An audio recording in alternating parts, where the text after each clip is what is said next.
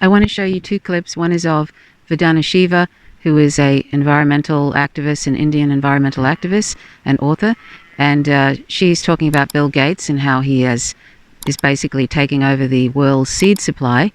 There's lots of problems with Bill Gates, and that's one of them.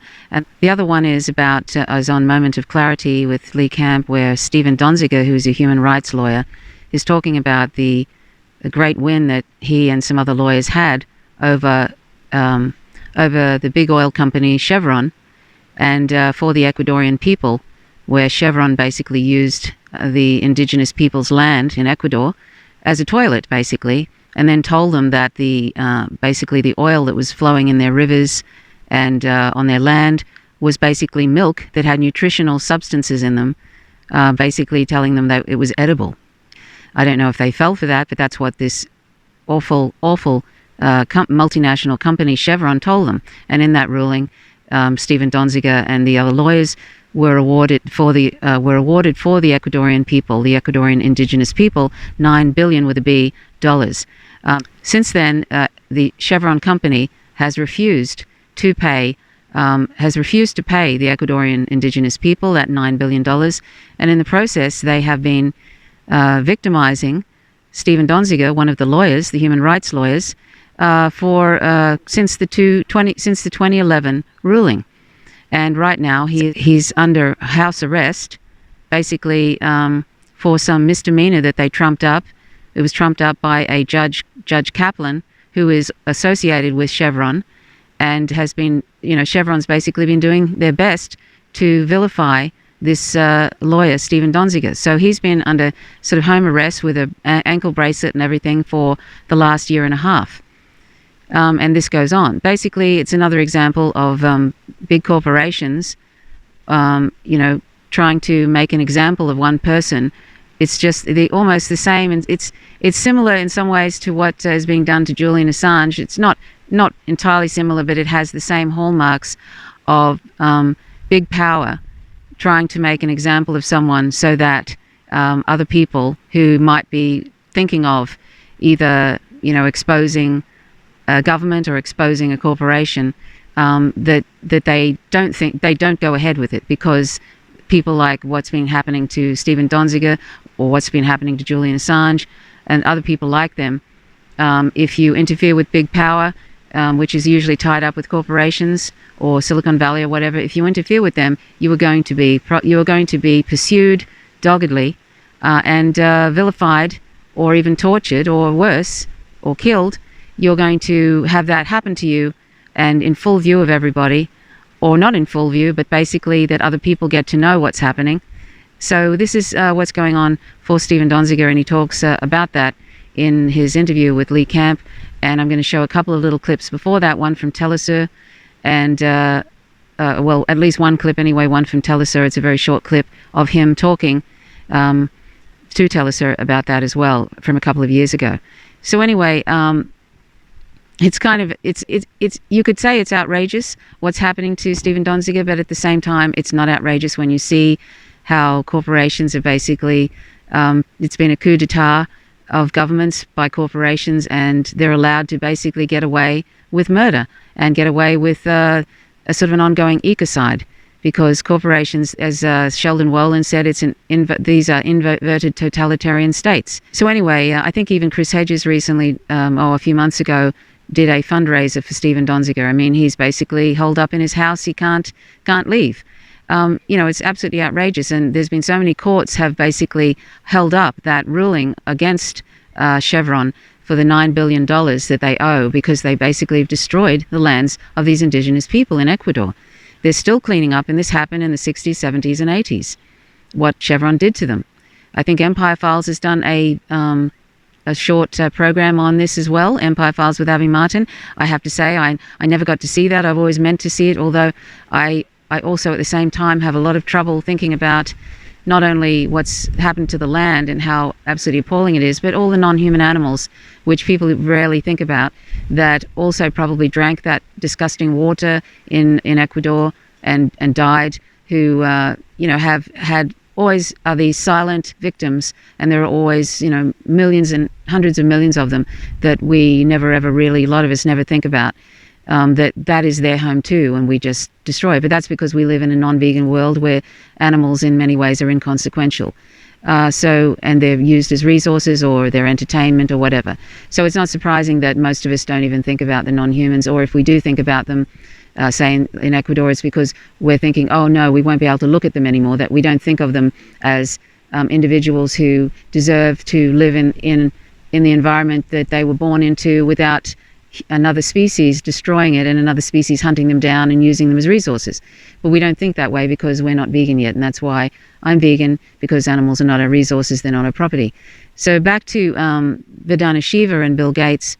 Bill Gates is just when you think he might think, oh, I've got so much money now and so much power and whatever, I can retire. But it seems like people who are in these positions where they get so much power, they want more and more assets, they want more and more power, and he seems to be pushing, he's, as well as taking over what seems to be the seed supply, the world's seed supply, as Vandana Shiva said. I don't know if he's got all the seed supply, but I'm getting the impression Vandana Shiva seems to think that. He also has bought up a huge amount of land, the size of Delaware, I think, agricultural land, and apparently Jeff Bezos has done the same. Now, what does that say? That says that they are intending to basically make farmers, for example, in India, they're trying to basically make farmers throughout the world irrelevant and start to introduce sort of AI to control the farmers, basically control agriculture and seeds so that they can take it away from the people. And then they really get complete control. As someone close to me said, they probably will end up wanting people in urban towns, and basically because all these large corporations headed by people like Bezos or Bill Gates or whatever, they can basically say, well, we're going to charge this much for food for you in these urban towns, and if you don't like it, too bad, you can die. I mean, I know that sounds dystopian, and it sounds sort of a little conspiratorial, but I mean, when you see, if you can predict why these people like Bill Gates, who is so wealthy, and Jeff Bezos, who makes $40,000 a second, you can understand why these people, you would think they would have enough money by now that they could just retire but these people, it's not about money, it's about assets and power. And they won't be happy until there's Lord Bezos or Lord Bill Gates, basically the overlord to most of the world, if not all of the world, that kind of thing. It's becoming like a feudal system where they are the lords and then there's the serfs. But it'll be worse than that, of course. When they've got everybody corralled into urban towns with all the smartphones all connected up and all of that, all the smart devices all connected up, and they've basically sort of controlling that aspect of things, then, and the rural areas are basically theirs to do their mechanized AI agriculture and decide on, if they're going to, how much they're going to charge. It's just all about more and more control. You can see with Silicon Valley has been given hundreds of millions of dollars by Bill Gates. So is Silicon Valley going to, Google and the like, are they going to push back on what he's probably intending to do, which is take away the power from farmers and give it to AI, give it to themselves, basically? No, of course they're not, because they're getting lots and lots of money. And this is the problem when you don't have a proper fourth estate. You have Silicon Valley with more power than governments now, and you have these people like Bezos and Bill Gates. Basically when you have, people like Bill Gates and Bezos who are giving huge amounts of money to Silicon Valley and whoever else might cause them problems, why are they going to say anything if they're being paid off? I mean, that's what's going on with the U.S. government, the United Corporations of America, as Jordan Chariton says. So, they should all be wearing logos on their shirts, from what interests they represent. Bill Gates and Bezos buying huge swathes of land, agricultural land, should indicate to us something very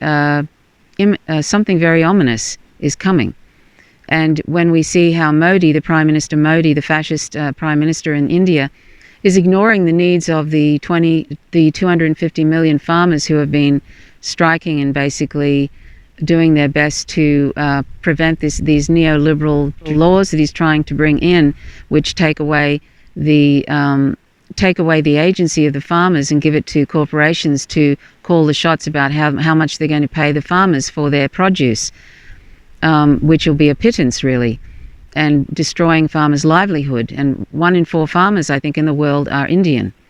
So that's what's going on in India, and I'm sure Modi has connections with Bill Gates, and he's going to be rewarded handsomely for going along with this, because this will be associated also with letting AI take over. And apparently, from what I understand, this was allowed to happen in Africa, and it turned out that they always present it as some sort of benefit for farmers. If you're connected to, artificial intelligence, and you can predict this and that, and we'll help you with your farming.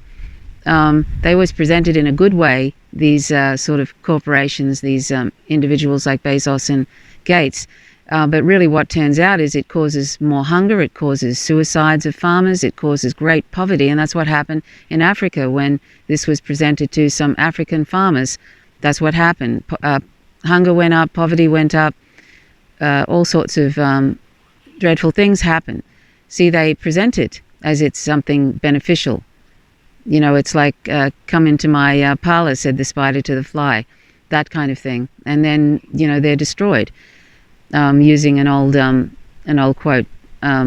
So anyway, it's kind of really awful, because this idea that one man controls the seed supply of the earth is such a crime, literally a crime against humanity, and is very, very frightening. But the thing that I want to add to this is that although it seems as if there's this more and more consolidation of power in a few hands, even though it seems like that, what these people who see themselves as lords of the earth, what they don't realize is that there are billions of people who will not be happy with this kind of undertaking, this kind of takeover that they're doing. And certainly not Indians. And Indians are not like US citizens. A lot of US citizens, I don't know what it takes for them to rise up, but it seems like it takes a hell of a lot. When Indians are put in this position, and I know I'm generalizing, but they do not take things laying down. And I think if I were Bill Gates, and this sort of thing goes ahead and he's involved in it, he may find himself in a very dangerous position, because you may think that you can control the lives of humans on the earth. You may think that you can take away the agency of farmers and take away the ability for anybody to basically control the seed supply, which is basically controlling the food supply on the planet. But there are billions of people who you'll basically have a target on your head. You'll basically have a target on your head, and nothing really can protect you from literally billions of people who may want to see you dead, basically. So Mr. Gates may think that he's very clever, and they may think that they can lie and cheat and misrepresent what they're doing, saying to you that it's they're trying to help farmers, and it's all going to be like a real utopian sort of agricultural system. But the fact is that it's not about people, of course. It never has been. It's all about them consolidating control and power. And you can fool some of the people some of the time, but you cannot fool all the people all the time. And I think that's where it will be their undoing, that they think that they can get away with this and be okay. It will definitely be their undoing. Anyway, so that's my thoughts on it. So check these these 3 clips out. I hope you found them as interesting as I did. Thanks for watching. My name's Trish Roberts. Stay tuned. You mentioned Bill Gates earlier. We've had Bill Gates funded scientists on this program. Maybe a critic of your work might add that why pick on one particular person rather than the structure? And I know you have been talking about the structures for decades. Why go on about these individuals rather than the structure that creates a Bill Gates or one of the 10 billionaires that are talked of today? Well, my book, Oneness versus 1%, is really about the structure that created a Bill Gates, that the New Internationalist has published in the UK, and it's available from Chelsea Green in the United States. But when you say, why pick upon him? No, I don't pick on anyone. I didn't pick on Monsanto. It came into my life. I didn't pick on the World Bank. I found it hiding behind a eucalyptus tree. I haven't picked on Gates, but he's all over the place. Even one you want to ignore him? He'll turn up in something else. Who would have imagined he'll emerge as the biggest landlord? So if I care for land and land in farmers' hands, I'll have to think of Bill Gates. If I've dedicated my life to saving seeds, and this year Bill Gates has taken control of all the seed supply of the world. He's taken control of the consultative group of international agriculture research gene banks, which hold all the seeds of the world. I will have to look at Bill Gates. Now, if it would have been Jeff Bezos, I'd have looked at Jeff Bezos. If it had been Elon Musk, I'd have looked at Elon Musk. This digital agriculture, farming without farmers, that he's pushing so hard and so violently, basically is the reason that farmers' protests are being ignored. That as a human rights lawyer who's worked for 25 years in human rights, has been deemed an enemy of the state in the United States. That's me. My name is Stephen Donziger. I'm an advocate and a lawyer for indigenous rights, human rights, and corporate accountability. The environmental case against Chevron was brought by indigenous peoples in Ecuador and farmer communities. They fought for years and years, an 8-year trial. They won the case. They got a $9.5 billion judgment. They won the case. Chevron tries to act like Chevron won the case. In reality, Chevron lost the case. So once the people of Ecuador won, Chevron refused to pay. So now they're in Canada pursuing Chevron's assets to force Chevron to comply with the Ecuador judgment. Well, the fact the case has lasted 25 years is an outrage. It's a terrible reflection on the court system. There's been over 150 judges in Ecuador, in Canada, and in the United States who have overseen some aspect of this case without there being a final decision. That's a total insult to the indigenous people of Ecuador. Can you imagine if a regular company like Microsoft or Samsung had a case? Would it take 25 years? No, it would be resolved. So Chevron is abusing the process because they've determined it's cheaper to pay millions and millions of dollars to lawyers to delay the case than to pay the people they harmed for a cleanup. Chevron, lost the case in Ecuador. So rather than actually deal with the appeal, they attacked the case by going to a secret international arbitration process where they sued Ecuador's government. And their goal was to get Ecuador's government to sell out their own citizens and destroy their case that they had won. But what Chevron was asking is totally illegal. They're basically trying to get the government, the executive branch, to violate the independent judiciary and kill off a civil legal case. It's outrageous. I mean, no country would do that. But when it comes to Ecuador, Chevron seems to think that Ecuador should basically succumb to what Chevron wants and surrender to Chevron. And Ecuador won't surrender to Chevron, which is why Chevron keeps attacking. My work for the communities, the affected communities in Ecuador, has led to massive retaliation against me. Chevron has spent $2 billion to hire 60 law firms, use 2,000 lawyers to attack me and to attack the Ecuadorians who brought the case. It's an outrageous violation of the rule of law, not only what they did to pollute, but now what they're doing to cover up their pollution by attacking the lawyers and advocates. And they suspended my law license after designating me as an immediate threat to the public order in the United States.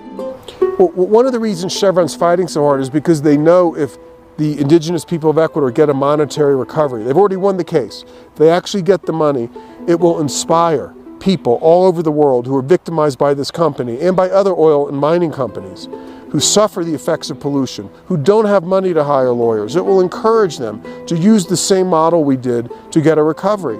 I think Chevron has over $1 trillion, that is 1,000 billions of dollars out there in liability and obligations that they owe people around the world if they can get the money to bring lawsuits. So Chevron is fighting really hard to kill off not only this lawsuit, but the idea behind the lawsuit. They don't want anyone else doing this kind of lawsuit. La lucha sigue, la lucha sigue, sigue. Big picture is the indigenous peoples, 5 indigenous nations in Ecuador's Amazon, along with dozens of rural communities, united in a common front to sue Chevron after Chevron admitted to deliberately poisoning their ecosystem by dumping billions of gallons of cancer-causing waste into their surface water, rivers, streams, groundwater, killing lots of people from cancer. And this happened in the 60s, 70s, 80s, and early 90s. I first went to Ecuador in 1993 as a young lawyer with a group of Americans who, doctors and lawyers and investigators to look into this. And everyone was just absolutely stunned at what Texaco, now Chevron, had done, and just designing a system to pollute. I mean, that's important. This was not an accident like you would think about the BP spill in the Gulf of Mexico. This was a deliberate engineering construct that was designed to externalize oil waste onto the backs of some of the most vulnerable people on the planet with devastating consequences. So the fact that all these people banded together, connected with lawyers like me and others, were able to get financing to sustain this case. I mean, Chevron has literally spent billions of dollars, and you can't do these cases without at least some money to pay your expenses, even though most lawyers are working for nothing or working for very low cost. Yeah. And over several years, 18 years to be exact, the case was filed in 93. We spent 10 years. Chevron wanted it in Ecuador. We wanted it in the United States.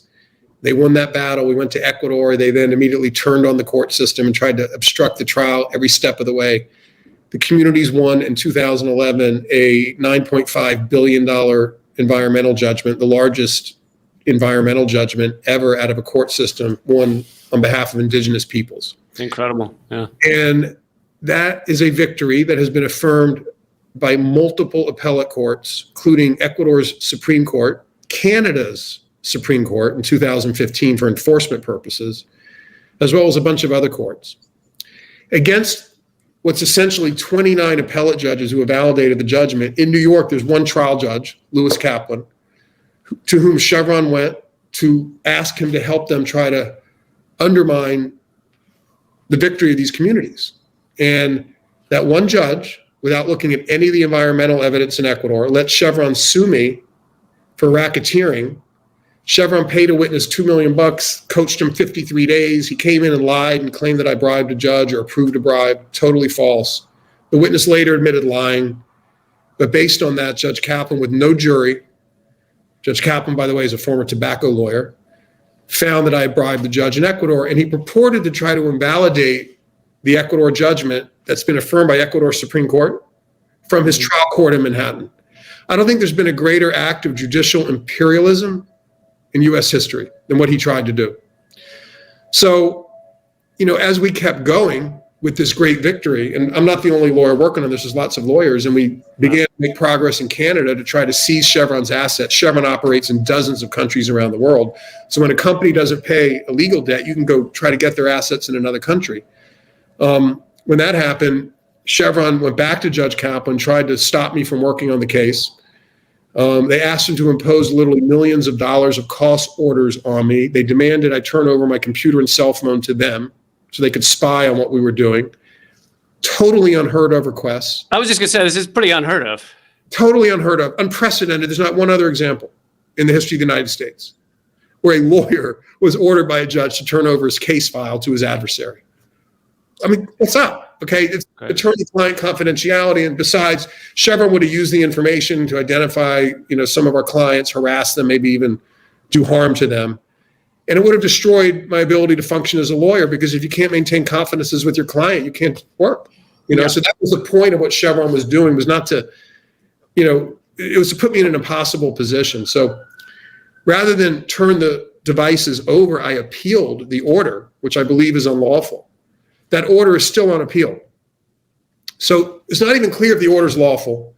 And while I appealed it, Judge Kaplan then charged me with criminal contempt of court for not complying with the very orders I had appealed.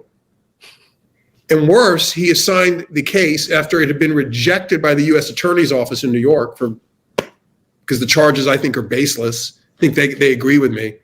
He appointed a private law firm, Seward and Kissel, to prosecute me in the name of the government. So, and I'm being prosecuted by a private law firm. Is that ever done? Is that unprecedented? It's not unprecedented, but it's extraordinarily rare, maybe 5 times in the last 50 years, okay?